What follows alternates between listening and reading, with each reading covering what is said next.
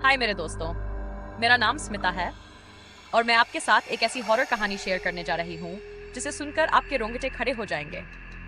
लेकिन उससे पहले, अगर आप डरावनी कहानियों में रुचि रखते हैं तो प्लीज मेरे चैनल को सब्सक्राइब करें ताकि आप ऐसी कहानियां मिस न करें। तो चलिए शुरू करते हैं आज की कहानी। मेडिकल कॉलेज के हॉस्टल का रूम नंबर 24। चंडीगढ़ का ये मेडिकल कॉलेज अपनी पढ़ाई और सुविधाओं के लिए जाना जाता है, लेकिन इसके हॉस्टल की एक कहानी है जो हर किसी के होश उड़ा देती है। इस कहानी की शुरुआत होती है 2000 में, जब सेकंड ईयर का एक स्टूडेंट राहुल नए सत्र के लिए हॉस्टल में शिफ्ट हुआ। उसे जो कमरा मिला वह था रूम नंबर। शुरुआत में सब कुछ सामान्य लग रहा था।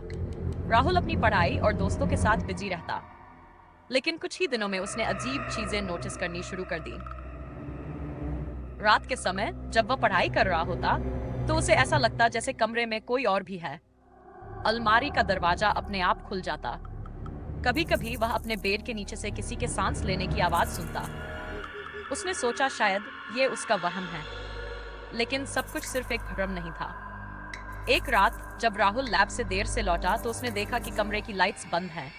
जैसे ही उसने कमरे का दरवाजा खोला, उसे लगा जैसे कोई उसकी पीठ के पीछे खड़ा है। उसने पलटकर देखा, लेकिन वहां कोई नहीं था। उसी पल उसने महसूस किया कि उसके बिस्तर पर कोई बैठा हुआ है।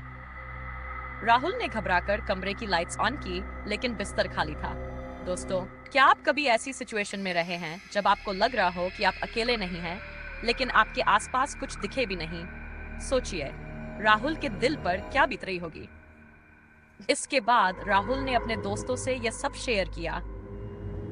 उन्होंने उसे ये कहकर हंसाने की कोशिश की कि वह ज्यादा पढ़ाई कर रहा है और दिमाग में थकान है। लेकिन एक दोस्त ने उसे बताया कि रूम नंबर 204 के बारे में कॉलेज में अजीब अफवाहें हैं। पिछले 3 सालों में इस कमरे में रहने वाले स्टूडेंट्स या तो हॉस्टल छोड़ गए या उनके साथ कुछ ऐसा हुआ जिसकी वजह से वे कॉलेज ही छोड़ गए। किसी ने बताया कि एक लड़की जो इसी हॉस्टल में रहती थी ने इसी कमरे में आत्महत्या कर ली थी। एक दिन राहुल ने तय किया कि वह सच्चाई का पता लगाएगा। उसने रात को एक कैमरा सेट किया और खुद जागते हुए हर हरकत को रिकॉर्ड करने की कोशिश की। आधी रात को जब घड़ी ने 3 बजाए, कैमरे में रिकॉर्ड हुआ कि राहुल के बेड के पास कोई साया खड़ा था, लेकिन उस साए की छाया जमीन पर नहीं पड़ रही थी। क्या आप सोच सकते हैं, एक मेडिकल कॉलेज जैसे जगह में भी इतनी डरावनी घटनाएं हो सकती हैं? अगर आप उस वीडियो को देखते तो क्या आप भी हॉस्टल के उस कमरे में रहने की हिम्मत करते? अगली सुबह राहुल ने जब कैमरा देखा तो वह पसीने से भीगा हुआ था। उसने तुरंत अपने दोस्तों को बुलाया और वीडियो दिखाया। एक सीन में वह साया राहुल के सिर के पास झुकते हुए देखा जा सकता था।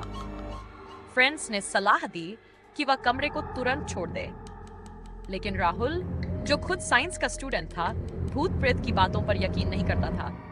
उसने कमरे में एक पूजा करवाने का फैसला किया। पंडित जी आए और कमरे का निरीक्षण किया। उन्होंने तुरंत पहचान लिया कि यहाँ कोई अशुभ शक्ति है। उन्होंने बताया कि वह आत्मा, जो लड़की थी, अब भी इस कमरे में अटकी हुई है। लेकिन पंडित जी ने यह भी कहा कि इस आत्मा को कोई शांति नहीं मिली, क्योंकि उसकी मौत एक दुर्घटना नहीं बल्कि हत्या थी। इसके बाद की रात और भी खतरनाक साबित हुई। पूजा के बाद से आत्मा और गुस्से में आ गई। राहुल को बार बार ऐसा महसूस हुआ कि वह बिस्तर पर बंधा हुआ है और कोई उसकी गर्दन दबा रहा है। उसने किसी तरह दोस्तों को कॉल किया। अगली सुबह जब दोस्तों ने दरवाजा खोला तो राहुल बेसुध पड़ा था। उसके शरीर पर नाखून के गहरे निशान थे, जैसे किसी ने उसे खरोंचा हो।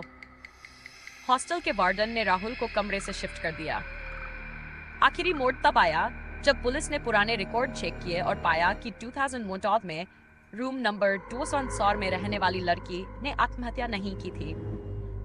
उसे उसके बॉयफ्रेंड ने मारा था, जो अब एक डॉक्टर बन चुका है और उसी शहर में रहता है।